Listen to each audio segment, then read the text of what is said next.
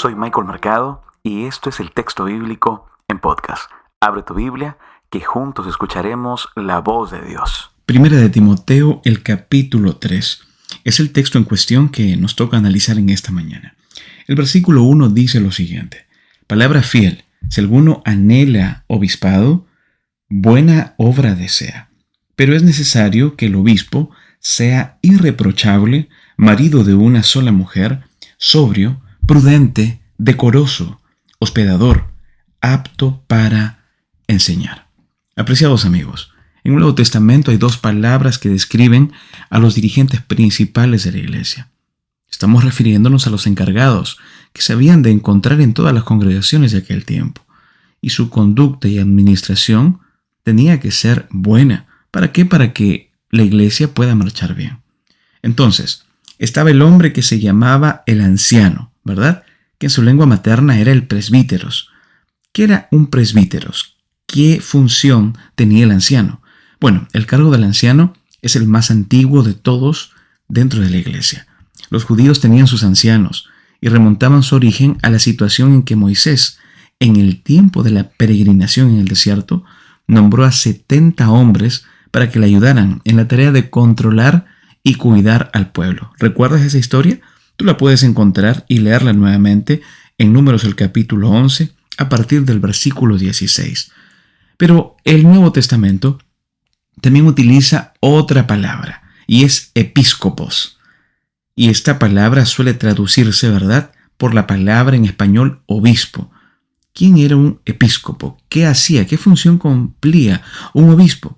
Bueno, quiere decir literalmente supervisor o superintendente. Esta palabra también tiene una historia muy larga y también una historia honrosa. La versión de los 70, o también conocida como la Septuaginta, que es la versión griega del Antiguo Testamento, la usaba para describir a los capataces que estaban a cargo de las obras públicas y los proyectos de edificación. Tú puedes encontrar todo lo que te estoy mencionando en Segunda de Crónicas, el capítulo 34, a partir del versículo 17. Entonces, ¿existe alguna relación sobre el anciano, que es el presbíteros, y el supervisor, que es el episcopos? Esto acontecía en la iglesia primitiva. Amigos, la investigación moderna mantiene prácticamente unánimemente que en la iglesia original el presbíteros y el episcopos eran lo mismo. Ahora, ¿cuál es la base para esta identificación? Tal vez te preguntas tú. Hechos el capítulo 14, el versículo 33. Los ancianos se nombraban en todas las iglesias, ¿recuerdas? Aquí se presenta el primer viaje misionero de Pablo, pero después de este primer viaje, entre Pablo y Bernabé, ¿qué hicieron ellos? Eligieron ancianos en todas las iglesias que ellos habían plantado y fundado. Tito, el capítulo 1, el versículo 5. A Tito se le instruye que nombre y ordene ancianos en todas las ciudades de Creta. ¿Recuerdas? Bueno, también debemos recordar que en Primera de Timoteo, el capítulo 3, Tito, el capítulo 1, ¿verdad? Filipenses, el capítulo 1, también se mencionan algunos puntos importantes. Algunas cualificaciones de un presbíteros y la de un episcopos son idénticas en todos los sentidos. Los textos que te mencioné tú puedes revisarlos y ahí encontrar ello.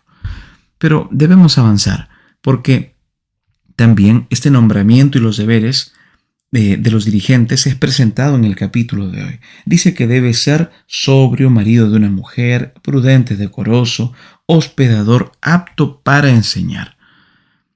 Este pasaje es interesante, amigos, porque además nos está mencionando algo del nombramiento y los deberes de los dirigentes de la iglesia. Decía que se los apartaba oficialmente para su responsabilidad. Tenían que pasar un periodo de prueba, ¿verdad? Se les pagaba por el trabajo que tenían que hacer. Primera de Timoteo 5:18 habla acerca de esto. El obrero se merecía su salario. Estaban expuestos a la crítica, ¿verdad? Esto veremos unos días más adelante en el capítulo 5, versículos 19 y 22. Tenían la obligación de presidir las asambleas cristianas y de enseñar a la congregación cristiana. Y el encargado también, como bien menciona el capítulo de hoy, no tenía que ser un converso nuevo o reciente. Pero yo quiero situarme en un punto importante.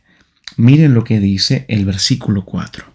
Que gobierne bien su casa, que tenga a sus hijos en sujeción con toda honestidad. Pues el que no sabe gobernar su propia casa, ¿cómo cuidará de la iglesia de Dios? Amigos, aquí se presentan dos esferas de responsabilidad. La primera esfera de responsabilidad era su propio hogar para este líder. Si no sabía gobernar su propia casa, ¿cómo se podía encargar de la tarea de gobernar la casa del Señor? Apreciado amigo, apreciada amiga, este mensaje también es para ti en esta mañana, para mí. Si nosotros no sabemos gobernar nuestra propia familia, ¿cómo podremos encargarnos de la tarea de gobernar la casa de Dios? ¿Cómo podremos discipular? El que no hubiera conseguido hacer un hogar cristiano, no se podía esperar que consiguiera hacer una congregación cristiana. El que no hubiera instruido a su propia familia, está claro que no sería idóneo para instruir a la familia de la iglesia. La segunda esfera de responsabilidad era el mundo, amigos. Miren lo que dice el versículo 7. El versículo 6 y 7, que no sea un neófito, no sea que envaneciéndose caiga en la condenación del diablo. También es necesario que tenga buen testimonio de los de afuera, para que no caiga en descrédito y en el lazo del diablo. Esta segunda esfera, apreciados amigos, es una responsabilidad que usted y yo tenemos en el mundo. Tenía que ser bien considerado por los de afuera, dice el texto bíblico. Debe ser un hombre que se haya ganado el respeto de sus amigos, de sus contemporáneos en los negocios de la vida día a día. No hay nada que le haya hecho más daño a la iglesia que los que son activos en ella, cuya profesión y vida social desmiente la fe que profesan. Pero no solamente eso, sino también los preceptos que se enseñan. El encargado cristiano debe en primer lugar ser una persona que predique con el testimonio. Amigos, ¿qué les parece si en esta mañana le pedimos a Dios que nos ayude a que en estas dos esferas podamos nosotros ser eficientes, que Dios nos dé poder, que Dios nos dé sabiduría, para que podamos gobernar en primer término nuestra casa? Si no, no podremos gobernar, discipular, dirigir, guiar a otras familias. Y en segundo lugar, que dentro de esta esfera de responsabilidad, dentro del mundo en el cual estamos, que Él nos pueda ayudar a poder ser luces, que nosotros podamos testificar, amigos, con nuestra conducta, que prediquemos el Evangelio, pero solamente si es posible que abramos la boca. ¿Por qué? Porque el testimonio, nuestra conducta, habla mucho más que cualquier palabra. Vamos a orar. Señor nuestro Dios, ayúdanos por favor a que podamos dirigir, gobernar bien nuestro hogar, que podamos ser luz en nuestro hogar en primer lugar, que podamos llevar a nuestras familias cada día a tus pies, que podamos enseñarles de tu amor. Ayúdanos también, Señor, a poder tener un buen testimonio para los de afuera. Bendice a cada familia, a cada amigo que está escuchando en esta mañana este texto bíblico, este podcast bíblico. Oramos, Señor, en el poderoso nombre de Cristo Jesús. Amén.